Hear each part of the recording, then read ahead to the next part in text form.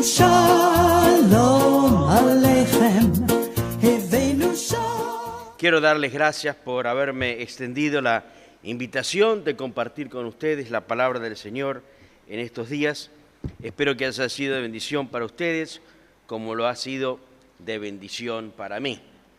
En esta noche queremos compartir una serie de pensamientos sobre la palabra del Señor que están basados en la profecía.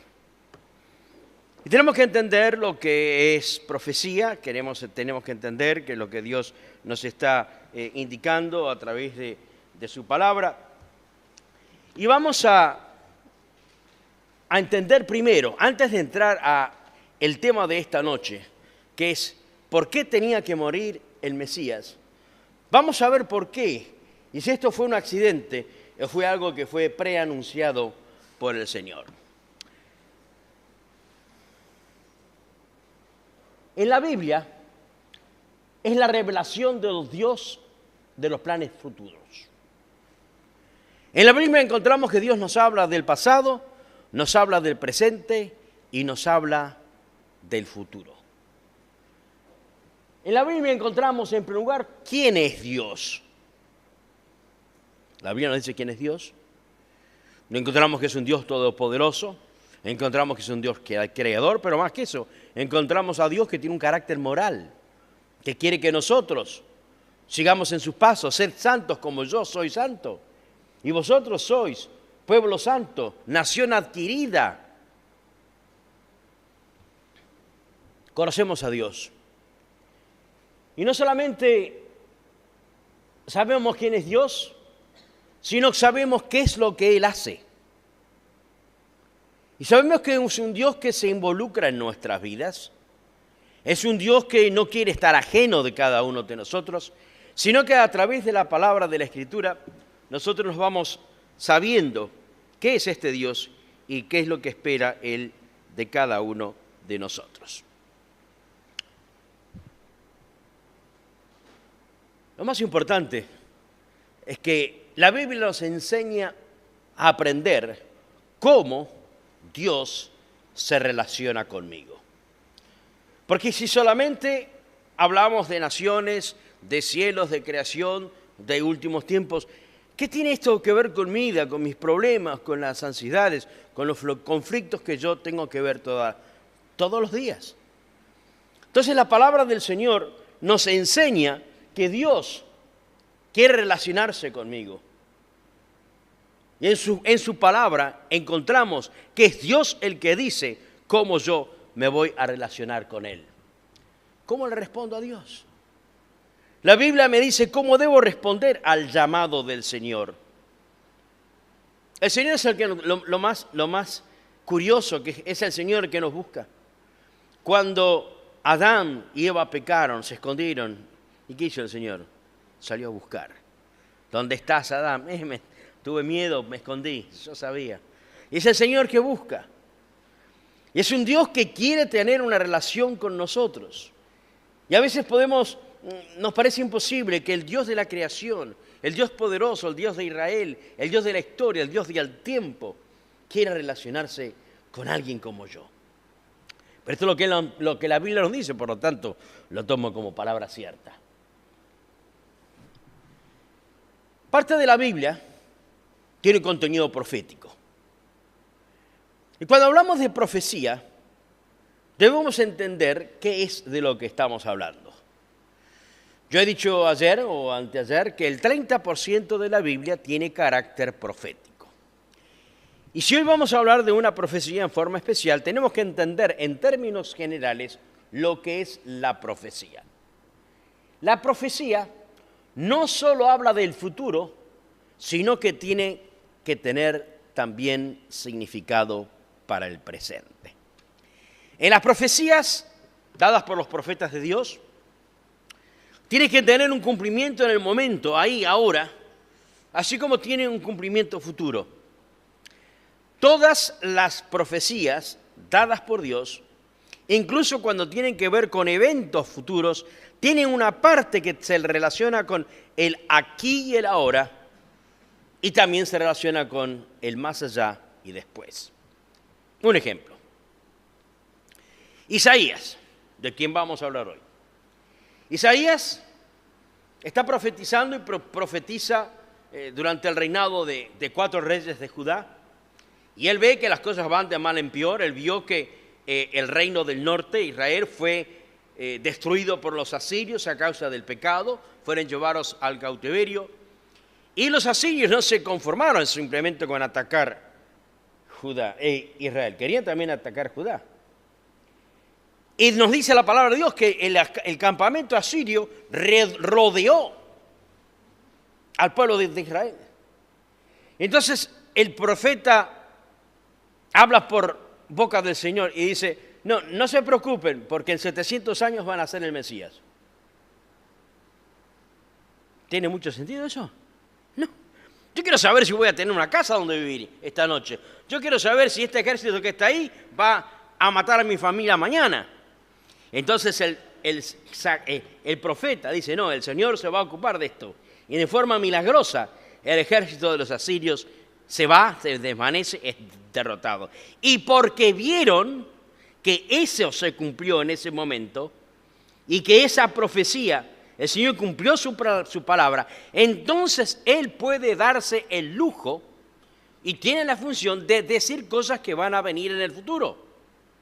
Porque si lo que dijo en ese momento por la palabra del Señor se cumplió, sin dudamente ahora lo que va a decir en el futuro también se va a cumplir.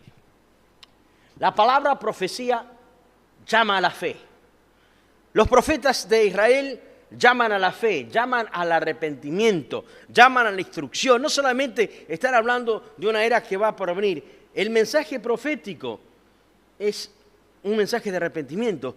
Los profetas son mandados por Dios al pueblo de Israel y al pueblo de Judá, para que el pueblo se arrepienta, para que el pueblo, el mismo Isaías en el capítulo 6 dice, ¿quién soy yo? Estoy lleno de pecado, yo y mi pueblo somos pecadores. Y el Señor tiene en una visión, dice que toma con pinzas, carbones, y le toca los labios y lo purifica. Dice, porque yo soy pecador, y se da cuenta que vive en medio de un pecador, de un pueblo pecador.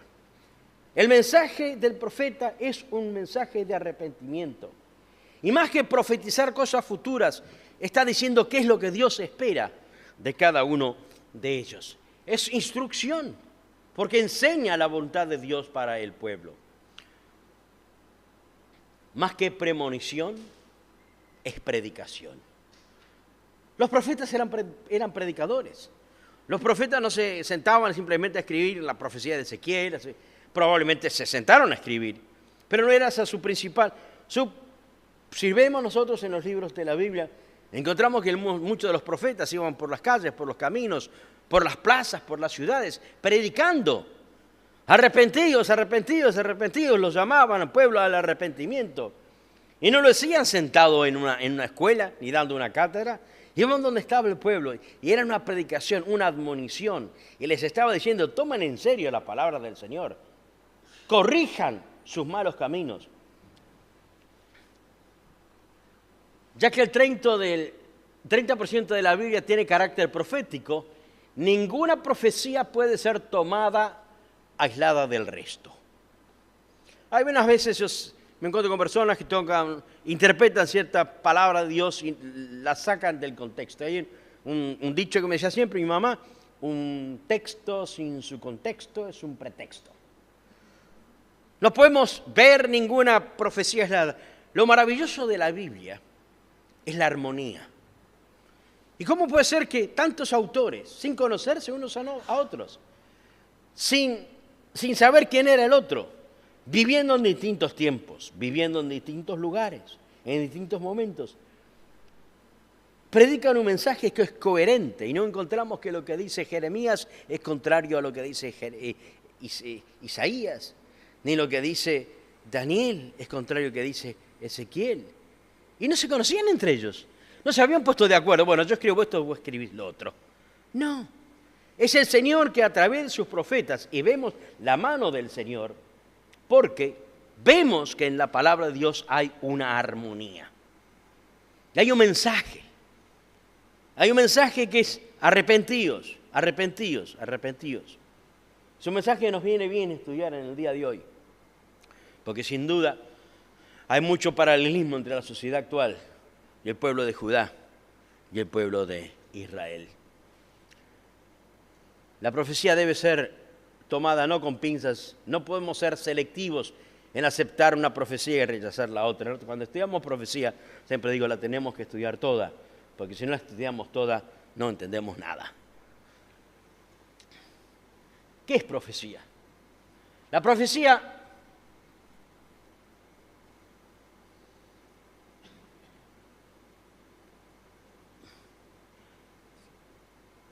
los principios básicos para que podamos entender la interpretación de las profecías es la siguiente. Trate de comprender lo que el autor trata de comunicar. Toda escritura debe ser considerada dentro de su contexto. Siempre compare escritura con escritura. Estos son principios hermenéuticos para que usted pueda estudiar la palabra del Señor en forma correcta. Determine cuál es el carácter literario, si habla en forma alegórica o se arma en forma literal. Hay 4 temas principales de la profecía bíblica. El primero es en la primera y la segunda venida del Mesías. El segundo tema es el presente y el futuro del cuerpo de los creyentes, que llamamos comúnmente la eclesía o iglesia, de la cual formamos parte tanto judíos mesiánicos como creyentes gentiles. El tercer tema es el presente y el futuro de Israel. Y el cuarto tema es el plan de Dios para las naciones. ¿Recuerdan que ayer hablé sobre Ezequiel y las naciones que iban a hacer una alianza para invadir el pueblo de Israel? Hay profecías sobre la primera venida del Mesías. Sabemos que dice que iba a ser nacido de mujer, descendiente de Abraham, de la tribu de Judá.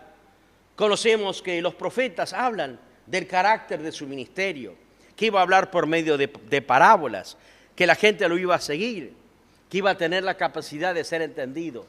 También nos habla de la muerte y la resurrección del Mesías.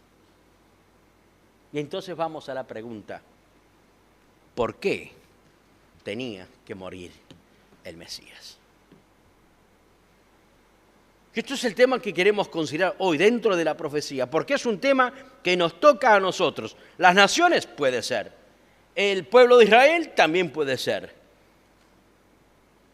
Pero lo que más me interesa a mí es la función que tiene el Mesías para mi vida.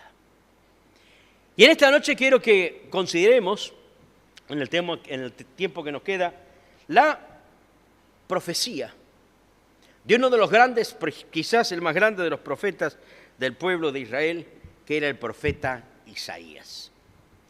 Hemos visto antes de comenzar la clase de hoy, la importancia del rollo del Mar Muerto. Y tuvieron la oportunidad de ver en forma gráfica los rollos y el rollo del Mar Muerto. ¿Y por qué les parece que de todos los rollos que se han preservado, el rollo que tenemos preservado más íntegro después de 2000 años es el rollo de Isaías? Porque en el rollo de Isaías, en la profecía de Isaías, el libro de Isaías consta de 66 capítulos. Lo podemos dividir en 2 secciones, el 1 al 40, 1 al 50. Y en estos capítulos encontramos pasajes que hablan lo que llamamos las canciones del siervo. Las canciones del siervo del Señor. Y debemos entender lo que significa la palabra siervo, la palabra eved en hebreo. El profeta Isaías habla de que iba a venir un Mesías y que este Mesías iba a ser un siervo del Señor. Cabe destacar que en distintos pasajes Israel es mencionado como siervo del Señor. En otros pasajes incluso reyes paganos son llamados siervos del Señor. Pero lo más importante es la función que encontramos de un siervo del Señor que va a ser escogido para cumplir una misión que tiene que ver con cada uno de nosotros. Y yo creo que no hay capítulo más importante, a mi entender, en el libro de Isaías que el capítulo 53. Voy a invitar que abran su Biblia, a pesar de que lo vamos a ir proyectando en la pantalla. Vamos a ir viendo por qué este capítulo profético tiene que ver con cada uno de nosotros. En primer lugar, vemos que en el capítulo 53 de Isaías, el primer tema que encontramos allí es el sufrimiento y la muerte del Mesías. Hay algo que no esperamos que el Mesías tenga que morir y sufrir. Esperamos que el Mesías venga a triunfar. Esperamos que el Mesías venga a librarnos. Ahora, yo quería explicar, les dije hoy que iba a explicar la palabra Mesías en hebreo. Mesías en hebreo, que lo traducimos como Mesías, no habla solamente de una persona en especial, sino que cualquier persona que es llamada por Dios para cumplir con algo que Dios le ha mandado es llamado Mesías. En la tradición, una de las tradiciones hasídicas, en el judaísmo, dice que en cada generación hay 36 Mesías, los Lamed Vav, y que Dios no destruye el mundo porque en cada generación hay 36 Mesías. Ellos no saben quiénes son, pero Dios sabe quiénes son. Pero ninguno de ellos es llamado a sufrir o morir. Pero aquí en el capítulo 53 nos está hablando de alguien que es un siervo de Dios, cuya única función es restablecer mi relación personal con Dios. ¿Y por qué restablecer? Porque por naturaleza pecamos. Dice que el Señor miró si había un justo y no encontró ni uno. En el judaísmo se cree o decimos que cuando nacemos con dos naturalezas, la inclinación para hacer el bien y la inclinación para hacer el mal.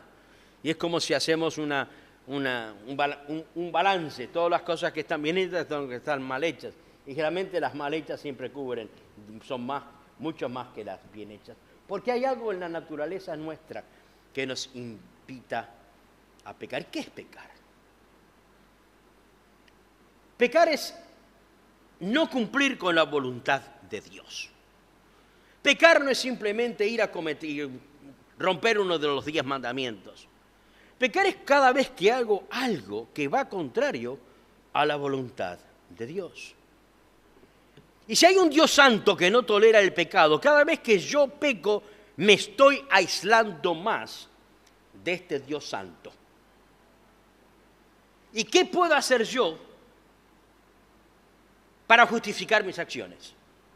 ¿Qué puedo hacer yo para rectificar y restablecer mi relación con Dios que ha sido quebrantada a causa de mi pecado? Bueno, para ser francos, el profeta Isaías lo dice bien claro y con términos no muy lindos. Dice que toda vez que nos justificamos, toda justificación es para el Señor como un trapo de inmundicia. O sea que no sirven para nada. No hay forma en que yo me pueda levantar a mí. Es como si me estoy ahogando en un pozo y me tiro de los pelos para levantarme. No, necesito una fuerza exterior para que me levante.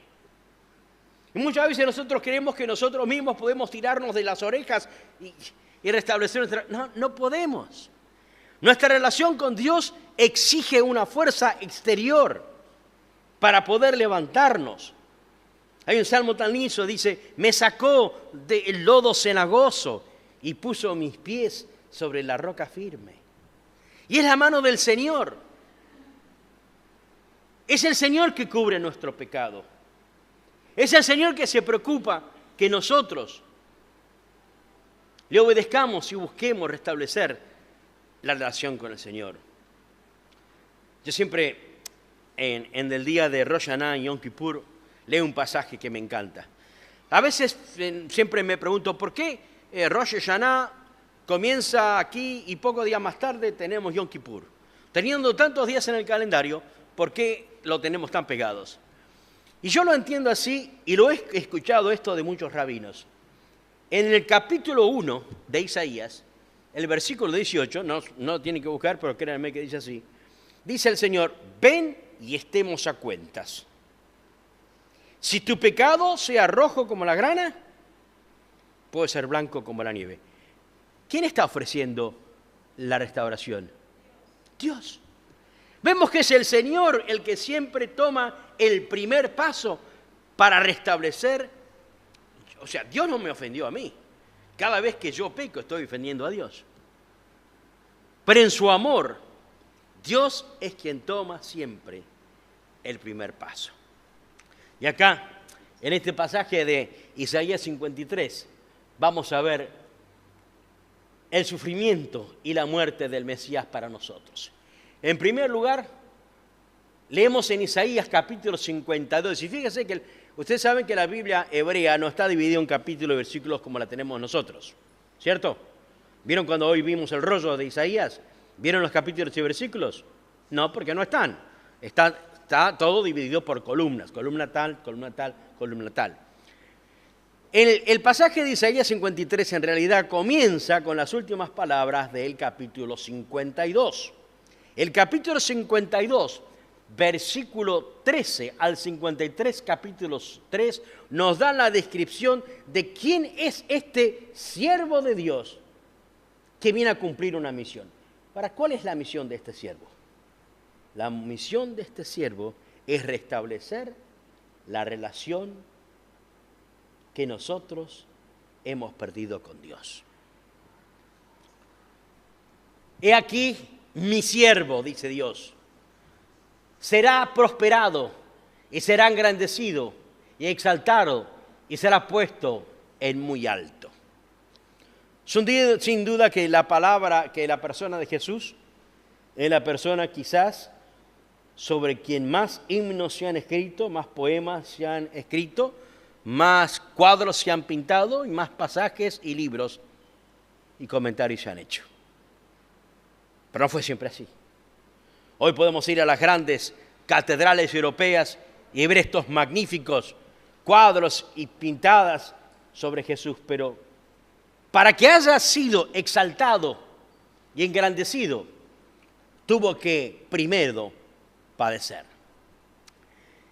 Y fíjense el carácter de este siervo de Dios. Como se asombraron de ti muchos de tal manera que fue desfigurado de los hombres su parecer y su hermosura más que la de los hijos de los hombres. ¿No está diciendo que este siervo no está enviado por Dios porque es una persona linda? ¿Cuántas veces hemos visto estas películas de Hollywood donde presentan a Jesús rubio y parece un modelo italiano y no tiene nada que ver? Acá dice que el Mesías no iba a ser una persona linda. No íbamos a estar admirados de él por su belleza. No nos iba a atraer por su hermosura. Al contrario, dice que si tenía algo, no era su belleza. Así asombrará él a muchas naciones.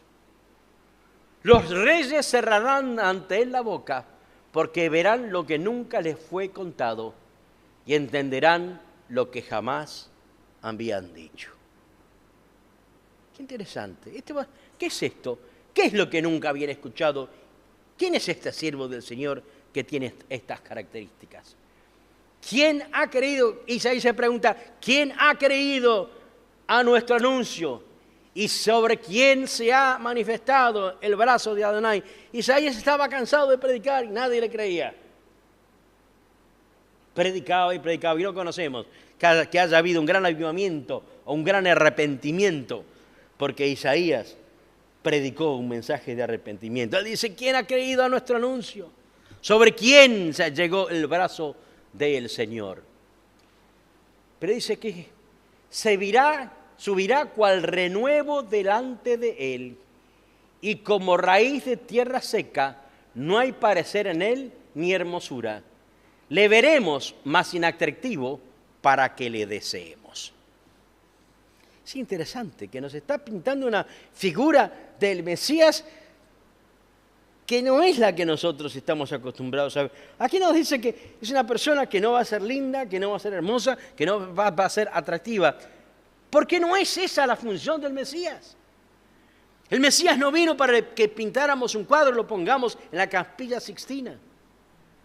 El Mesías no vino para que lo pongamos en un crucifijo y lo clavemos en una pared.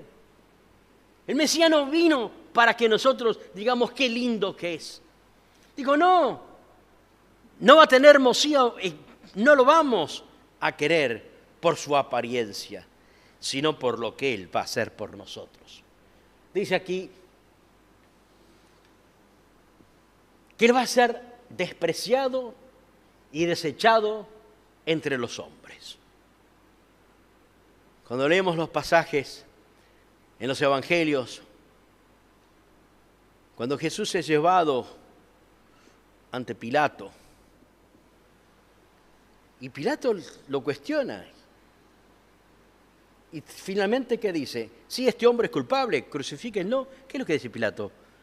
He aquí el hombre, no veo en él pecado alguno. Pero igual fue menospreciado.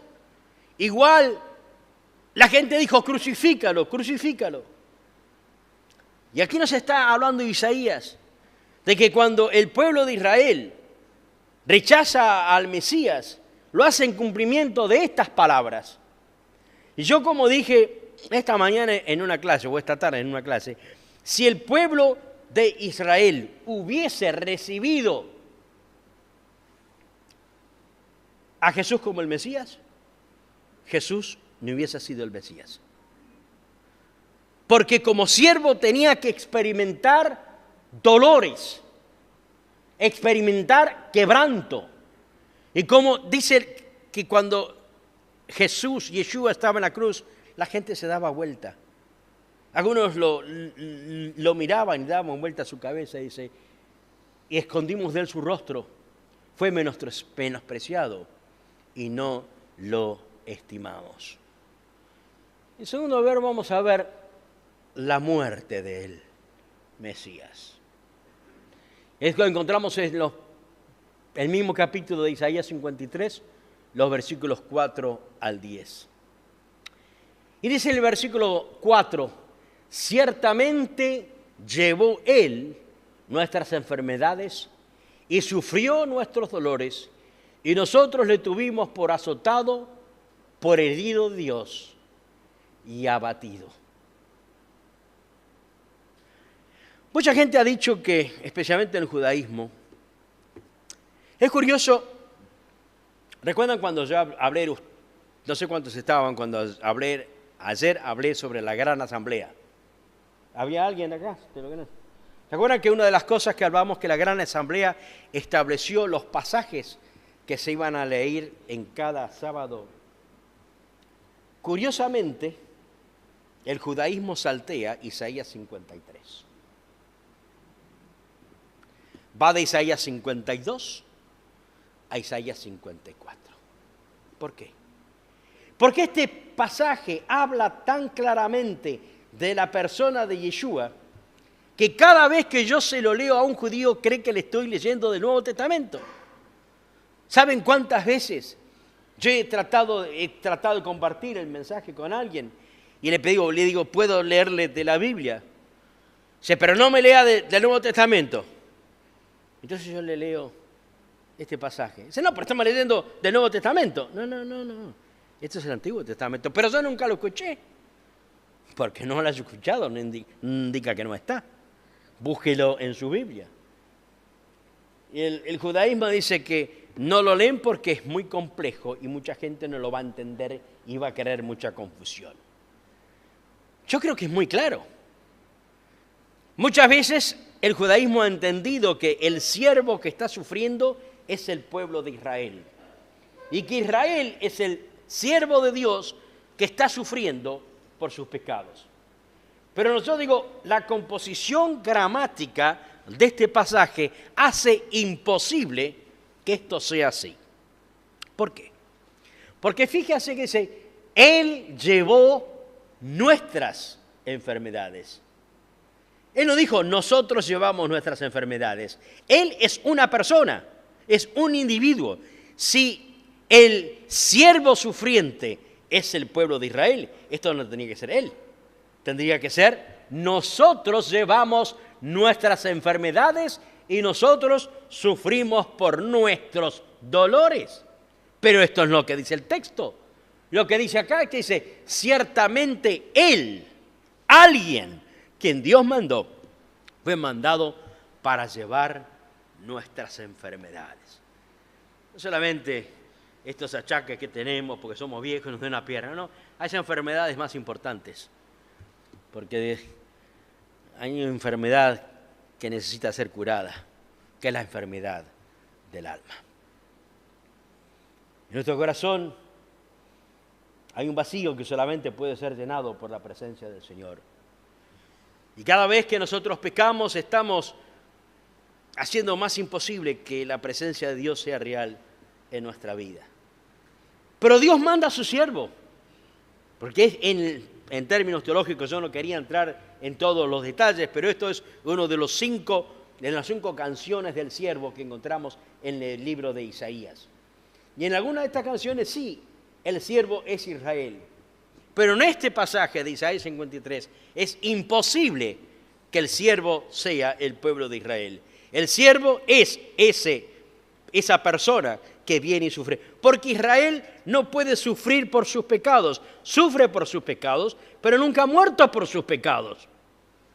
Acá dice que Él llevó nuestras enfermedades y Él sufrió por nuestros dolores. ¿Se dan cuenta que la gramática de este texto hace imposible que estuviera hablando del pueblo de Israel? A pesar de que el judaísmo quiere interpretar que este versículo tiene que ver con los sufrimientos de Israel, yo no inventé esta forma gramática. Hoy nosotros estuvimos viendo el texto original en hebreo. Y en hebreo dice exactamente estas palabras, no son inventadas por los judíos mesiánicos. Esta es la palabra del Señor. Lo tuvimos por azotado, por herido de Dios y por abatido.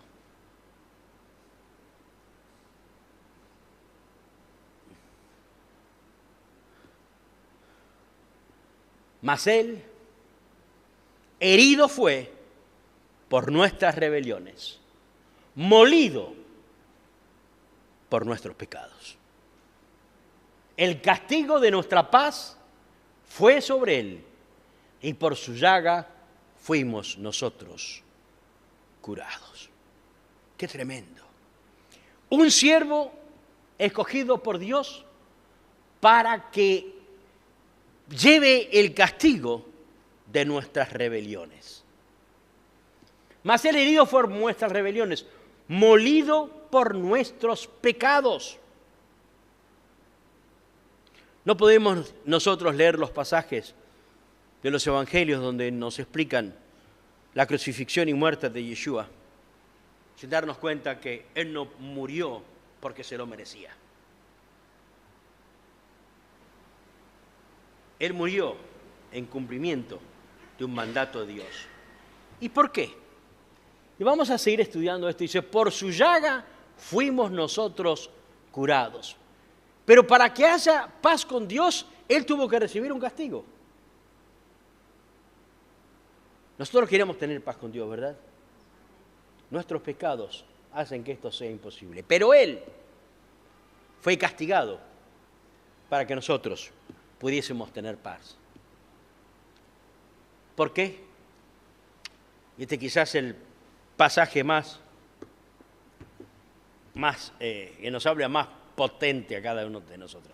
Todos nosotros nos descarriamos como ovejas. No algunos, quizás, los menos malos, los más buenos, no, todos. Y todos es una palabra totalmente inclusiva. No hay ninguno que pueda justificarse ante Dios y decir, Señor, gracias por ofrecer al Mesías que muera por mí, pero no, yo no hice nada. Yo soy libre de toda culpa. No, dice acá la palabra claramente que Él, todos nosotros nos descarriamos como ovejas. Cada cual se apartó por su camino. Mas el Señor Adonai cargó en Él el pecado de todos nosotros. ¿Se acuerdan ustedes de dos festividades que celebramos nosotros? Una es la Pascua, Pesaj. Y en Pesaj tenía que morir un cordero.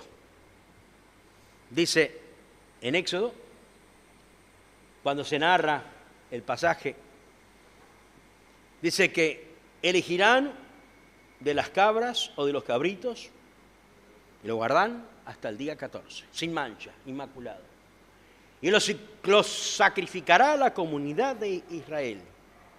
Y tomarán la sangre de ese cordero y con esa sangre marcarán las puertas de sus casas para que el Señor sepa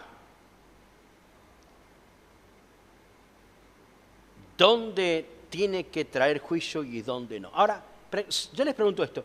¿A ustedes les parece que Dios no sabía quién era el hogar de los israelitas y quién no? Sí.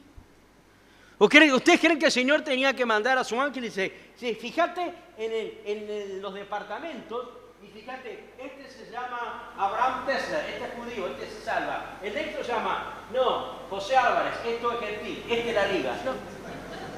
No. Dios sabía. ¿Pero qué está pidiendo el Señor? Obediencia.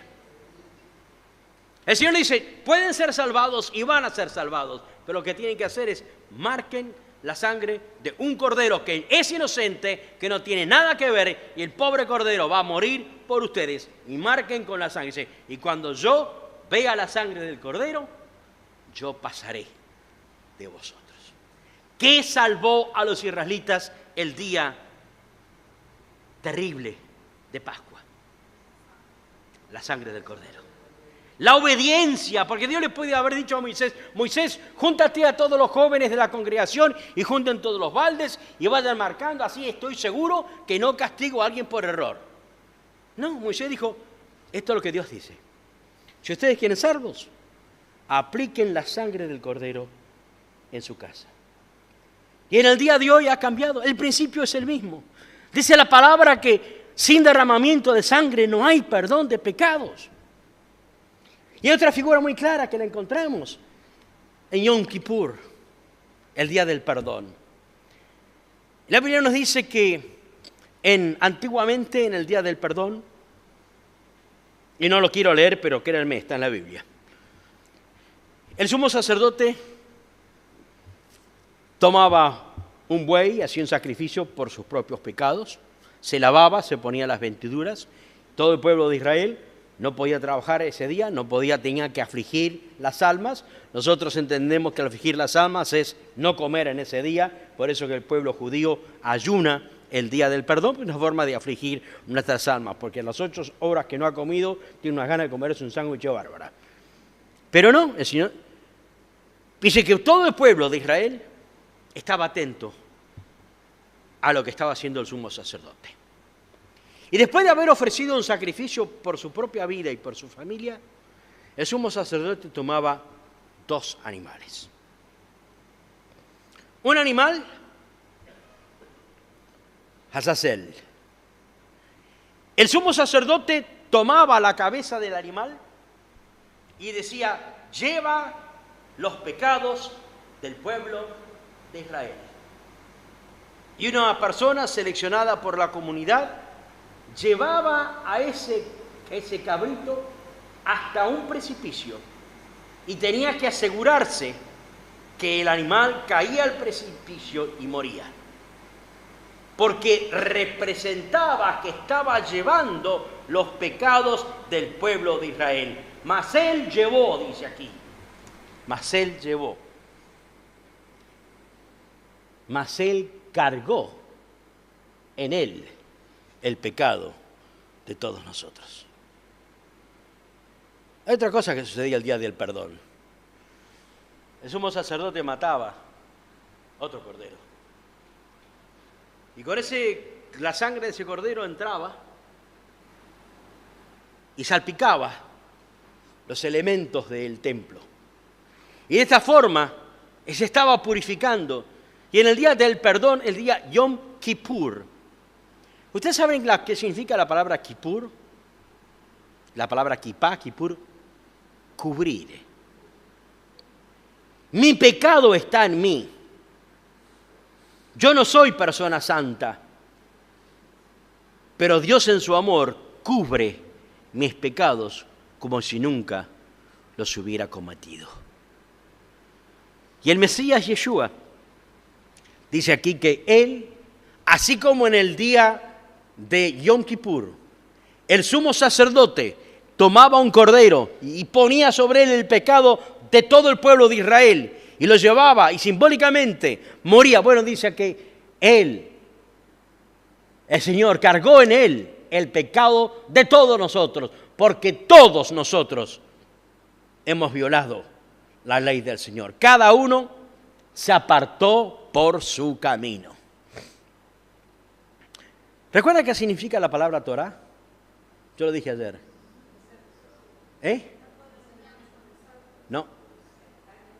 No.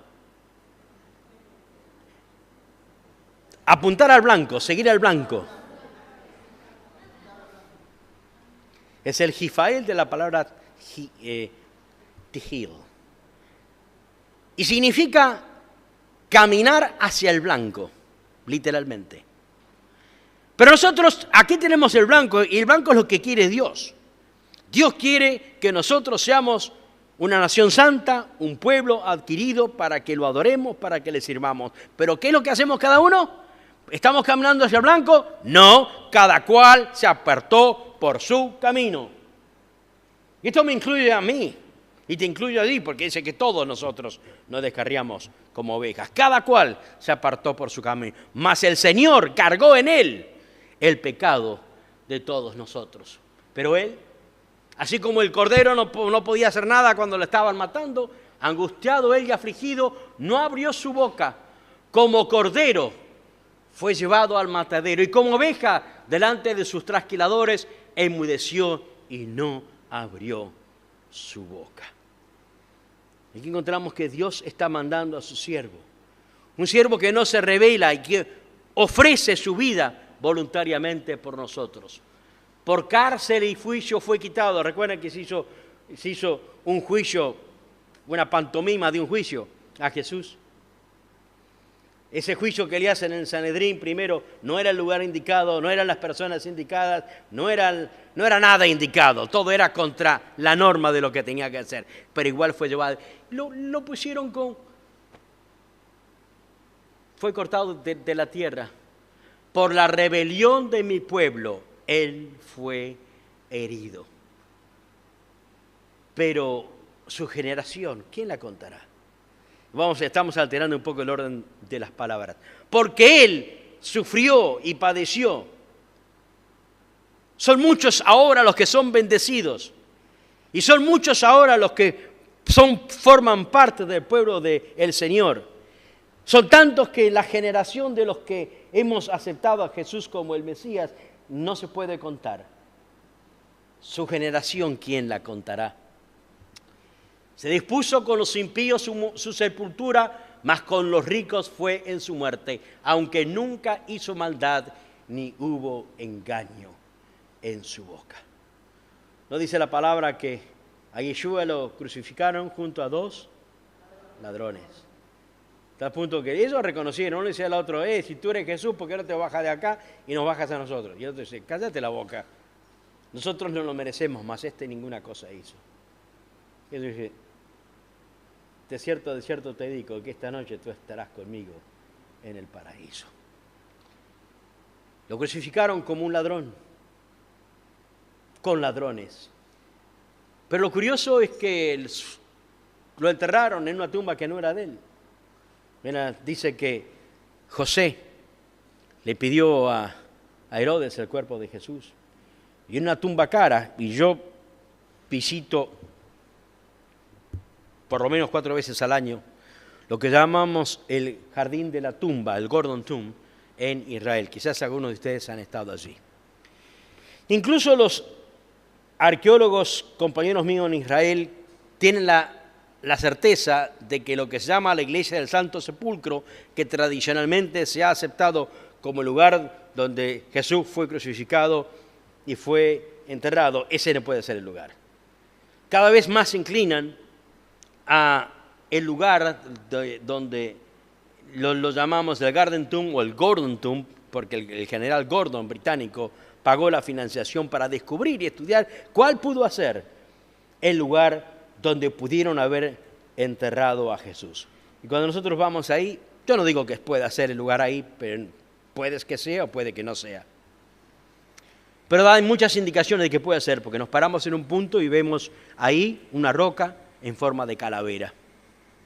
No solamente eso, es un jardín hermoso. Es un lugar donde una persona rica podía tener casi un parque privado cerca de la ciudad. Y una persona rica que había preparado su tumba para el día que él iba a ser enterrado. Una cosa curiosa que cuando usted va a visitar la tumba en este jardín, que está a 4 cuadras de la puerta de Damasco, 2 cuadras de la puerta de Damasco, fuera del muro de Jerusalén, hay cosas que lo impresionan. Primero, hay una tumba ahí que en una emergencia tuvieron que agrandarla. Porque si alguien va a preparar su tumba, por lo menos va a tomar las medidas correctas, ¿verdad? Soy tanto de alto, tanto de ancho. Da la casualidad que en esa tumba, de emergencia, tuvieron que hacerla más larga. Porque a la persona que enterraron ahí era una persona más joven. Jesús tenía 33 años cuando fue enterrado. También hay un jardín. Pero lo más importante no es que hay un jardín, y yo creo que allí fue enterrado Jesús, pero lo más importante es que esa tumba está vacía. Yo hace muchos años que voy a Israel. Cada vez que voy a Israel trato de que mi última parada, después de hacer todas mis cosas, sea visitar la tumba, el jardín de la tumba. Y ahí tengo mi momento de oración, mi momento de quietud. 2 años atrás, la Universidad Hebrea, el Rothberg International School, el Centro Moriah, me pidió que introdujera como enseñanza, como materia, arqueología del Nuevo Testamento. Nunca se había enseñado arqueología del Nuevo Testamento. Y yo tuve el privilegio de enseñar arqueología del Nuevo Testamento. Y cuando termino el curso, llevo a todos mis alumnos a que vean el jardín de la tumba. Lo curioso es que algunos de los profesores y grandes eminencias de la Universidad Hebrea jamás habían ido a ver esa tumba. Nunca habían visto esa tumba o que la tumba estaba vacía. Uno de los profesores, otro argentino, Yehuda Kaplan, que es un famoso paleólogo, que es un famoso estudiante de las escrituras antiguas, y profesor de la universidad, dice: David, yo nunca fui al jardín de la tumba. ¿Me llevas? Creo que sí que no. Entonces este profesor judío junto con otros judíos vienen conmigo al jardín de la tumba. Y yo digo, acá me largo, o me apedrean o me echan, no importa. Entonces le dije a todos estos, incluso a este profesor, todo lo que yo creo, todo lo que yo hago, lo hago porque esta tumba está vacía. Porque mi Señor ofreció su vida por mis pecados, pero la tumba no lo pudo retener. Y porque la tumba está vacía, yo tengo la esperanza de vida eterna.